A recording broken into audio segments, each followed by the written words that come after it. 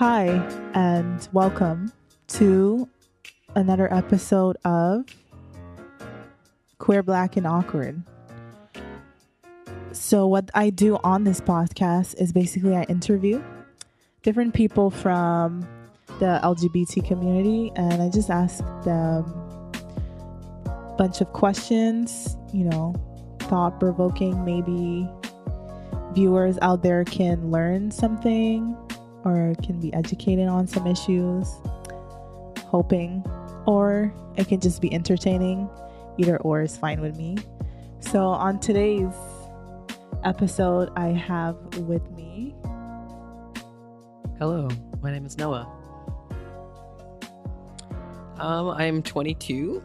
I go to school at George Brown. I'm in the community worker program. I do some public speaking on the side, and I identify as a queer trans man. Nice. So I also, just to loosen the mood up before diving in, I ask my guests what's their mood and color. So I'll go first. My mood is chill and my color is turquoise. That's a good color. You kind of stole my mood too. I'm pretty chill, but instead of turquoise, I'm going to say cerulean. Cerulean. Oh. Yeah, it's very specific. So, on today's episode, what we're going to be talking about is the complexities of masculinity, toxic masculinity, misogyny, etc., which is a very important topic when you're, in any, well, let's say when you're like in the trans community, especially, or you can also learn a thing or two if you're just a cis guy. You can learn a lot. So my first question to you is, what was your definition of masculinity growing up? Oh, that's a good question. I think my view of masculinity growing up was very different. I was really fortunate to have a queer brother, who was kind of feminine in certain, or what society would see as feminine in certain ways. But I had, knowing that he was my brother, I'd always seen that as just like a different type of masculinity. He was very like open, and we were very close, so we talk a lot, which I guess is like contradictory to like a toxic masculinity trait of like never talking about your feelings and not talking really at all about things going on in your life. But because my brother and I were so close, like I was able to have that connection with him. My dad, I think, on the opposite end of that, was maybe a little bit more reserved. Um, he was like strong, the provider, financial provider of the family. Um, Never liked asking for directions. That kind of masculinity, very like what you would typically see, I think, or think of in like a cisgendered man. What about you? For me, it's like the same way because I'm an only child. So it was just my dad and my mom and me. So the view that I have of masculinity was from my dad is like very stern and calm and doesn't ask for help or, keeps their emotions to themselves and doesn't communicate. So I've adopted a lot of that. But yeah, it wasn't the best example, but I guess that's what I had at the time and that's what I saw. So yeah, did your environment impact your masculinity today? Like maybe the culture that you grew up in, the environment? Would you say that it had an impact, and what impact did it have?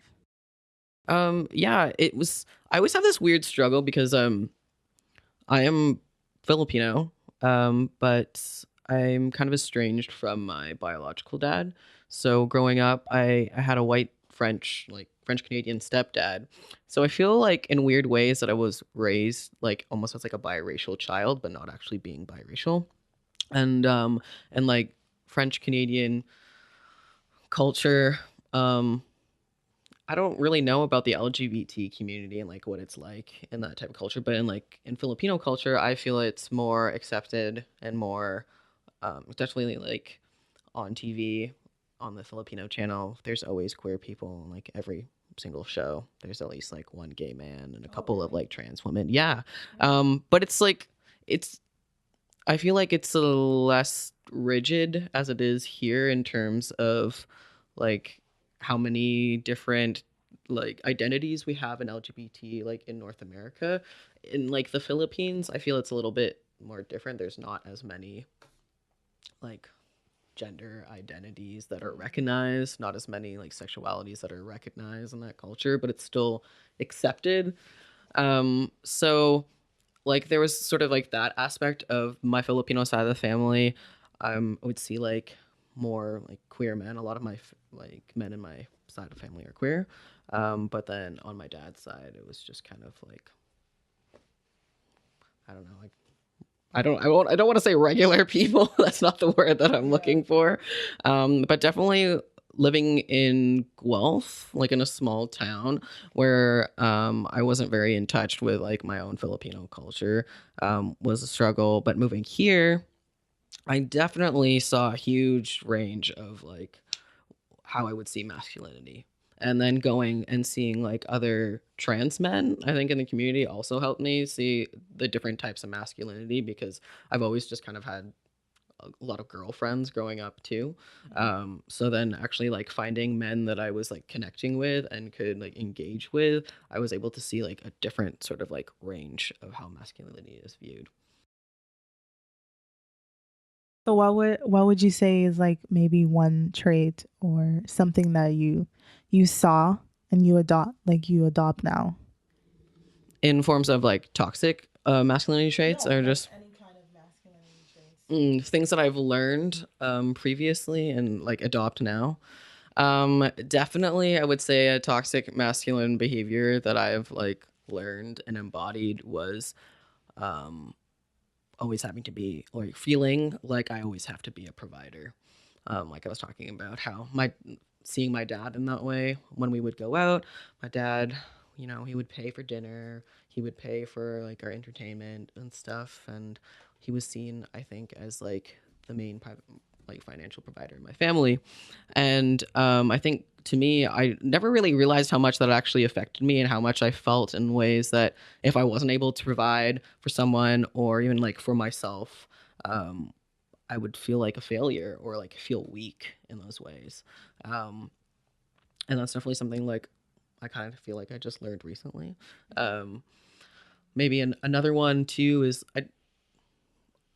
I think what challenged me about my masculinity is always feeling like soft. I was like always been like a very emotional person. I feel like I cry a lot. Like I any type of like overwhelming emotion for me comes out in tears. And to me, growing up, I was always been told like you're too emotional and all that stuff. And like seeing myself as a man, I was like, oh, well then I feel like that makes me weak. And I didn't feel like I was able to talk about a lot of things that were actually like going wrong for me. But I've challenged that, like noticing that now and like being here and again seeing a variety of like masculinity, like makes me challenge that now, like makes me think about certain things. And I understand now that I can't like masculinity is like spectrum. So what I do now is I don't compare myself to other men. I'm like, I just like the things I like because I like them, and it's not has nothing to do whether like how I identify with my gender. For sure. So when you first started, like, your transition and you were on T, did you like look up online like for resources or information on, maybe like how to present more masculine, or did you come across like any of those articles or videos, and how did that like affected you at that time, and did it have like an impact on like the beginning of your transition before you started to pass? Yeah, it definitely did. I watched a lot of YouTube in the beginning of my transition and was like the only way I could feel connected to other trans folks or like see other trans folks because YouTube has a huge trans community. I didn't really have like anyone in my school or work or even like really in my town that I knew. So everyone on YouTube that I was watching were like white trans men who were very masculine, very like passing, were jacked, had facial hair. And to me, this is kind of, when I was looking at that, I was like, well, if I'm a trans man, I guess this is what I want to look like. And I think I still struggled with that though, because in my head, I was struggling to fit into like female stereotypes and like female body image, but that not fitting. And then like transitioning into and then being a trans man, I also felt like, well, I don't think my body is ever going to look like that. I feel like I'm never going to have like a six pack or maybe like a full beard. And like, if I don't look like that, then how are people going to see me? Are they not going to see me like valid in my gender? And so that really like influenced how I thought about myself and like how I wanted to look.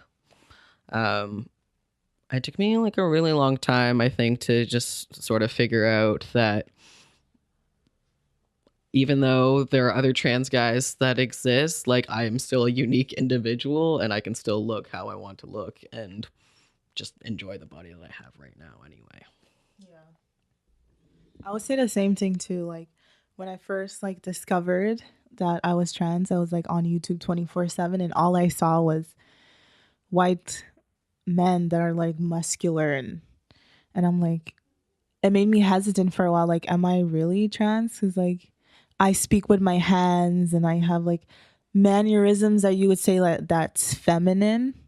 And I was like, it threw me off because I'm like, well, I don't fit into like, to pass, you have to be like so masculine. And I thought like, okay, well, if I'm not that, then I wouldn't, be considered a true trans. Mm-hmm. So it was like very hard to figure out, because like you have like these specific images on Tumblr and YouTube where it's like these white guys that goes to the gym like 5 days a week and there's a personal trainer and they have like these shirtless pics. So it's representation matters for sure.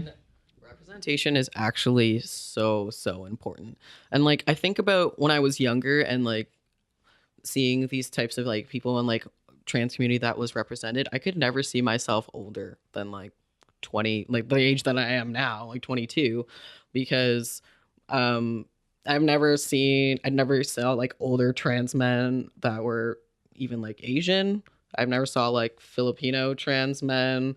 I never met a Filipino trans man or someone who was older than me. So to me, it just felt like very isolated, alone, and that like there was no other person that looked like me or could be like me. And that I think is like, that's something like really hard to struggle with when you don't see yourself represented in like the outside world. Because then you're like, where do I fit?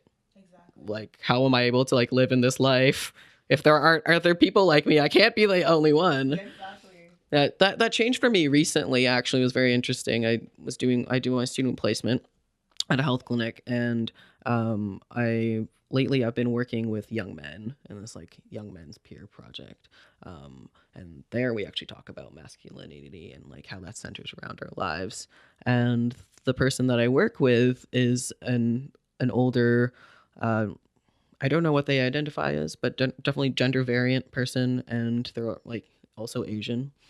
And it was the first time that I like interacted and engaged with someone that looked like me and was like me. And it was like a weird glimpse into my future life because they were like married and they had kids and they were working, like doing great work. And like for the first time, I was like, whoa, I can actually see myself being like 40, 50 years old and like doing this and living and thriving. And like, that's a scary thought to be like alone with if you don't see yourself like represented at all. When you started on your journey on T, did you feel like, I don't know, maybe from you as a person or societal pressures to fit into like a certain masculine, like a box, maybe from you yourself or from society, your parents, I don't know, like people in your life? Did you feel like you had to like fit in a certain box to be viewed as, you know, masculine, even though you didn't like quote unquote pass at the time? Yeah, there was definitely pressure to pass in order for people to see me as a man. I felt that more pressure actually when I started dating at a young age. Um, like I was dating a cis girl, and being like the only trans person in my high school, I felt like there was a lot of pressure for me to be like the model trans person, like get good grades, not cause any trouble, don't rock the boat because you're already this weird like gender variant person, you already stick out, right? um but I felt more pressure definitely when I started dating to fit this like very masculine role because I was afraid of other people seeing me as like not good enough for my partner. And that's kind of a weird thing to think about.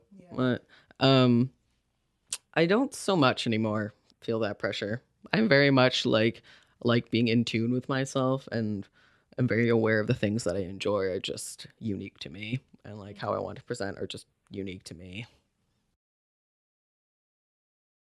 Yeah, I feel like I struggle with like overcompensating masculinity because I appear more feminine, but it's like so like not in my nature. So like when I start to feel like I'm going down that path, and like I quickly like skirt reverse back and like with the truck going backwards, because I'm like, wait, this is not me. Like, yeah, I'm transitioning and being becoming like who I am, but my personality is still the same. Like, why does it need to change just because I'm, you know, I'm finally identifying with a gender that you know, I feel that like fits me. Like, why does my personality need to change just so I can, you know, be like, the whole reason why I'm doing is to be myself. Like, why am I going against who I am just to be viewed as what society deems as male, you know? So it's a challenge. It's like a very hard challenge that I face. To like balance that. Yeah, to find that balance of like, am I doing these things because society is telling me that I have to be this way? Am I doing these things because I like to be this way? Because there's like masculinity traits that are considered good. They're not all toxic. It's just in the way that we like act upon them, right? Like strength and integrity is seen as a masculine trait in certain ways.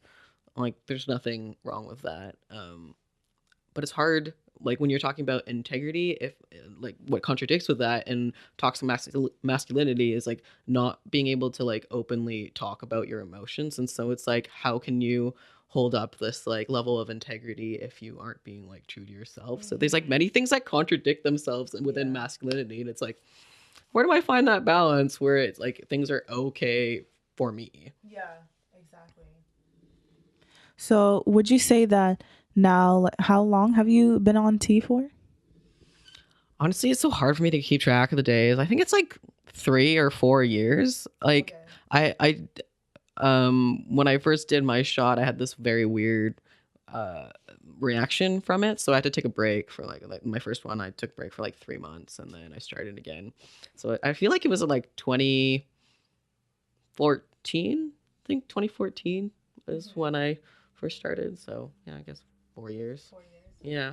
So, like within those 4 years, would you say the feminine, what society deems as feminine, like the feminine qualities you had like at the beginning, do you still have them? And how did you deal with them versus then? And how do you deal with it like now? Like, is it a negative thing? Is it positive for you?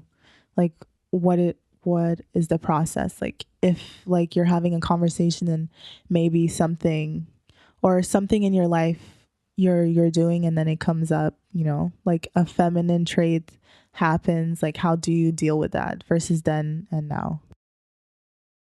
So maybe back then I would feel more self-conscious about it and like go home and think about it repeatedly, that moment repeatedly, and be like, oh my God, maybe I shouldn't have said that, or maybe think about it differently in that way. And that more has to do, I think, with like, especially when I would be feeling overwhelmed and I would, if I like have to cry and it would happen and it would escape, tears escape, I would feel ashamed about it and I would feel weak. Now I'm like, hey guys, I cry a lot. Just a warning. Like, I'm very much okay with it and understand that crying has literally nothing to do with your gender. And just how you deal and like cope with emotions. Um, but it doesn't bother me anymore. I like how secure I am with this whole like crying thing now. It used to be a joke, like, yeah, I cry, but I'm like, yeah, no, I cry. I cry a lot. And I guess that's seen in like as feminine because it's emotional, but I just see it as more of like, oh, I must be very in tune with myself. I just kind of switched the way I think about myself, and I'm a lot kinder, I think. So, if you guys don't know what passing is the act of a trans person going about their life without anybody knowing they're trans until they decide to disclose the information, or or like you go out in the world and like you the way the way the world views you is the way they treat you. So that's what passing is. So for you personally, what is your definition of passing?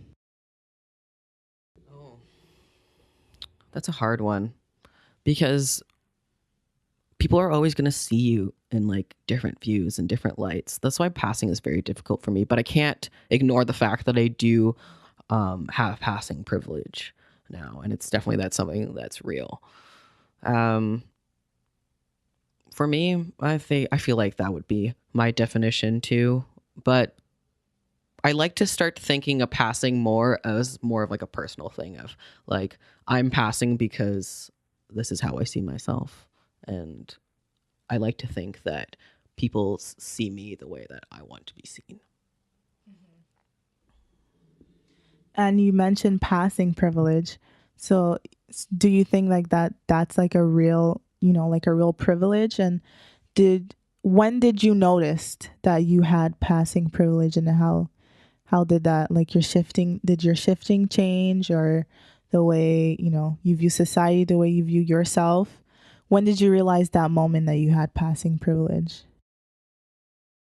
I think it was when I worked in customer service for a long time, and I realized I had passing privilege when I started T, and I just stopped getting misgendered all the time.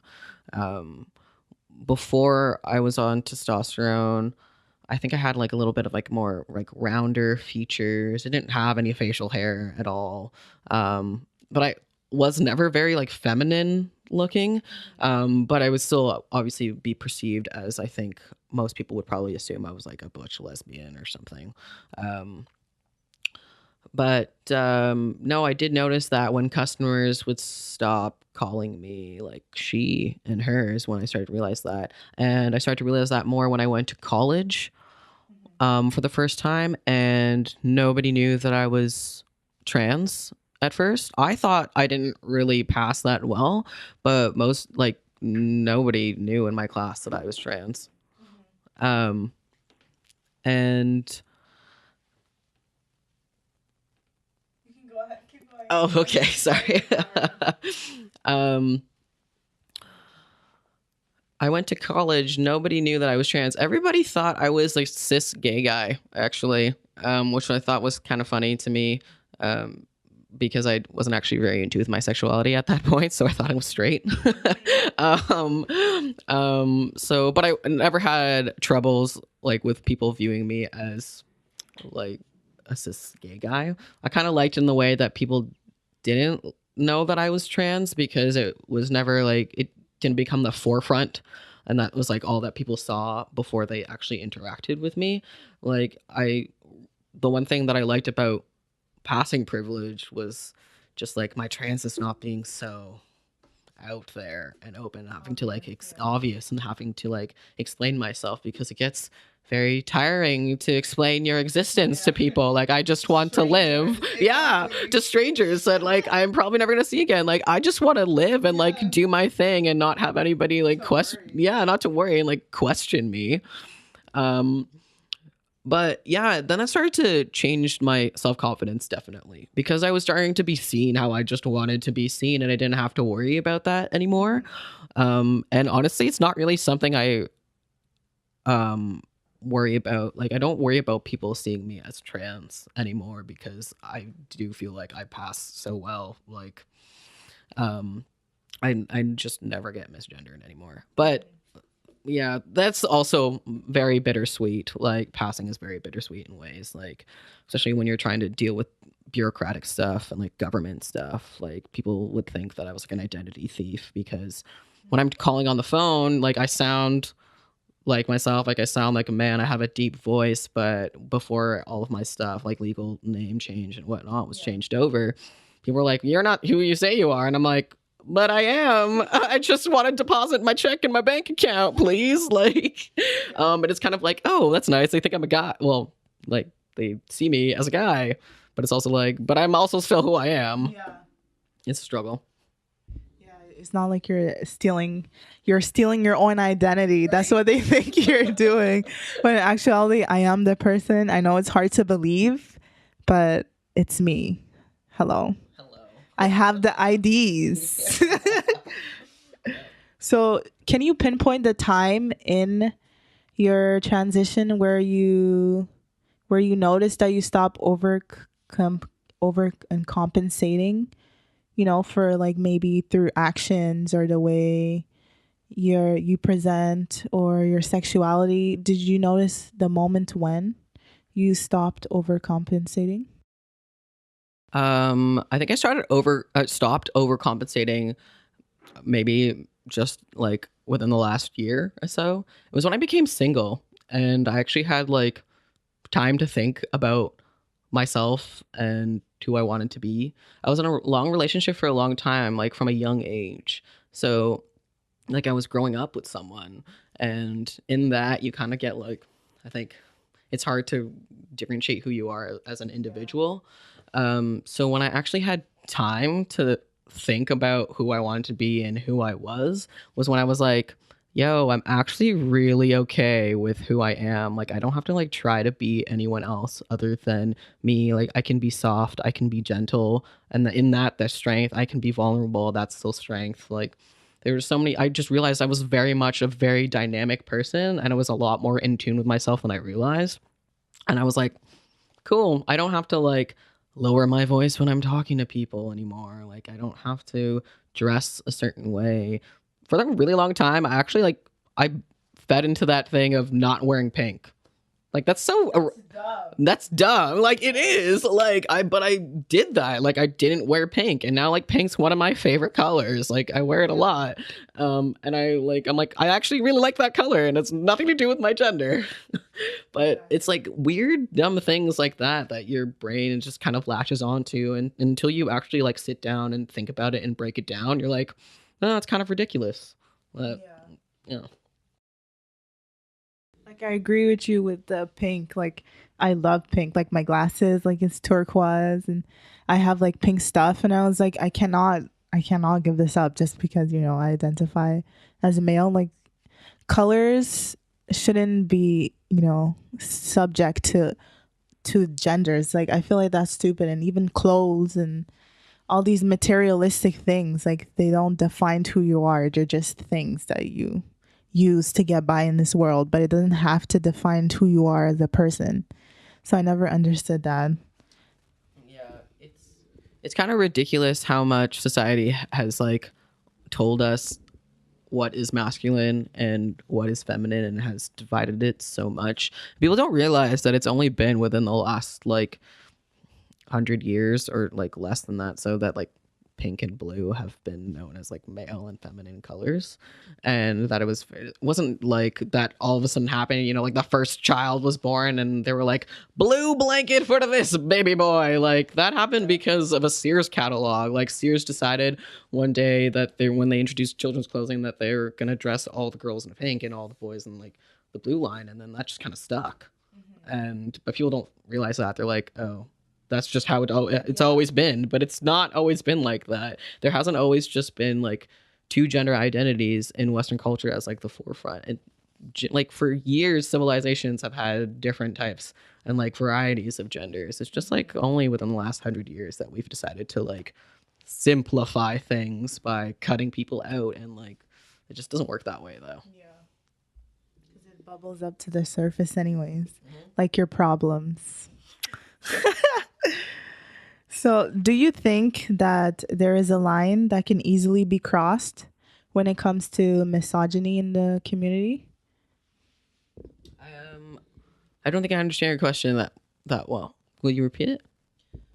So, like, as a trans man in the community, do you think that like there's a line, right, where you can be like overcompensating your masculinity and you're like in the gray area, and then you're just like you're living your life, you're not causing any harm or spewing any harm.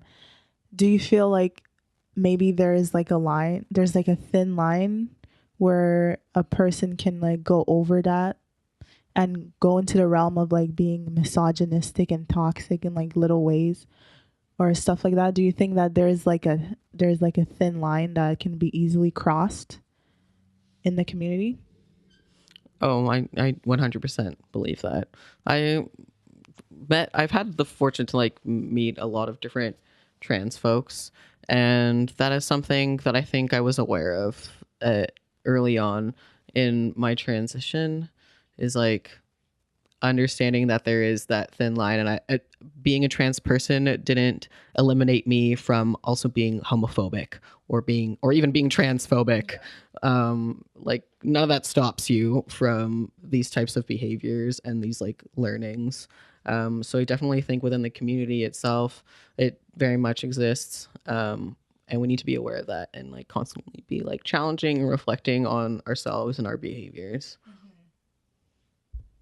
Have you been in a situation where maybe like it could be like a cis guy or a trans guy maybe like made like a like a misogynistic comment, or did you ever like do you actively like point it out, or do you just like let it slip like like slide by? What do you do in those situations, or have you ever made a comment like that before? Oh, I'm sure I've made a comment like that before. I can't think of anything specifics. It's just like all comes with initial reactions and learned behaviors. But I feel like I can't pinpoint like an exact situation, but I feel like when I was younger, it would probably be something that I would just laugh about, and just like laugh it off, because I feel like that's one of my like initial reactions to most things is just laugh, even though understanding it was like uncomfortable or wrong. Now being older and like going to school and being like within different communities and just like learning about different cultures, I feel like I have a lot more language that I can pull from to actually like talk about these things with people and to point them out and like hold them accountable. But it's very scary to do that. It's very scary to like point people out and like challenge what they're saying. But I totally understand the importance of accountability and holding yourself accountable for these things, especially if I like have my own sexist views sometimes. To like stop and think about that and be like, wait, where did I learn that? Is that actually true? Yeah. And like now how do I move on from this and like challenge that learning from now on? Mm-hmm. What about you?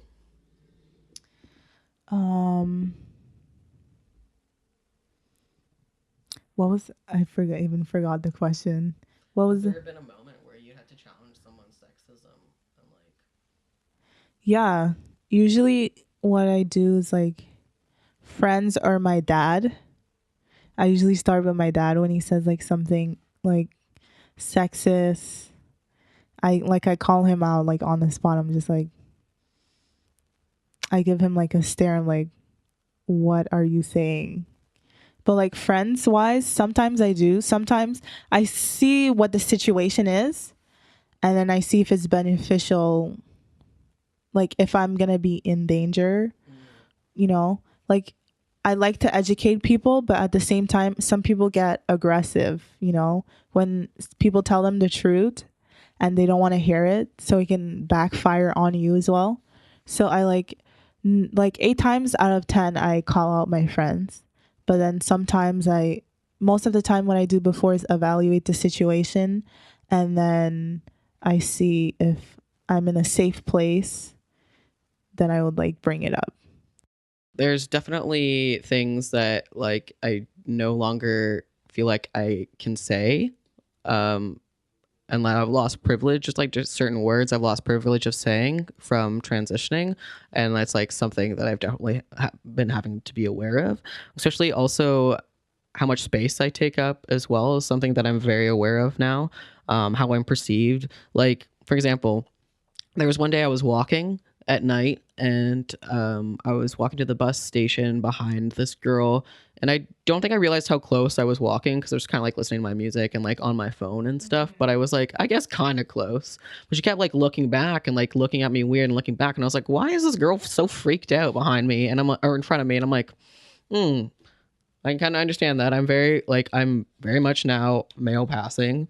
Um, like I can, some people might see me as intimidating because of that, and I need to be aware of that space that I take up, and how I'm navigating. But it can be very exhausting always doing that too.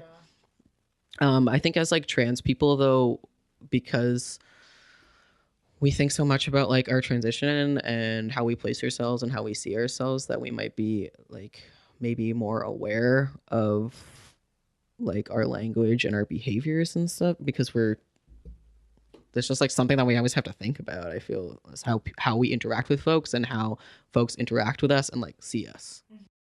For, like from the course of your transition, did you realize like the your interaction social interaction with female changed, and how did it change? I feel like women actually like women who are close to me haven't changed in the way they interact with me. I feel like from a young age, people, because I've always kind of been like a tomboy, that people kind of viewed me as a guy in certain ways. Because even when I came out in school and whatnot, even though a lot of people didn't know what trans was, when I explained it to them, they were kind of like, "Oh, that makes sense." Like they knew me, and like they didn't really change how they acted around me, which I was really thankful for. And I guess like, but not really, even though, because I'm very much an open person and I'm able to like talk about a lot of things. And I think a lot of people can get that vibe from me when I meet new people as well. So I don't feel like my interactions have changed like too much.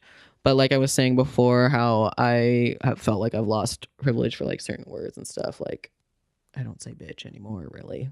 I'm like, I feel like I can't own that word anymore. And I feel like it comes really harsh coming out of my mouth. And like, it's just something that I know I'm like, that's a word I feel like I can't say anymore, and it's definitely going to be viewed differently coming out of my mouth if like someone was looking at me and didn't know who I was or my identity was. And my last question I'm gonna ask is, did you do you feel like your sexual identity had an impact on the way you view your masculinity, or do you feel like it was a separate issue? I was actually the opposite. I feel like my gender identity really influenced my sexuality. So I felt like being a trans man, I couldn't be like gay or bi or pansexual because I'd never seen anyone like that. Um, so it was like, well, so I never knew what to do with that information of like, because I knew I was attracted to men, not in the same ways that I was attracted to women. Like, I don't feel like I could ever really be in like a romantic relationship with a man, um, in the same ways I could be in a romantic relationship with like female presenting people or like femme people. Um, and so in the early transition, like early parts of my transition, especially when I was like in what would be seen, I guess, as like a heterosexual relationship, um, I completely ignored my sexuality as being like relevant. And then when I got out of that relationship, I was like, oh yeah, kind of like dick sometimes. Sometimes on a Wednesday, if I'm up for it, you know. Whopper Wednesday, if no Whoppers available. I'll take the D, please.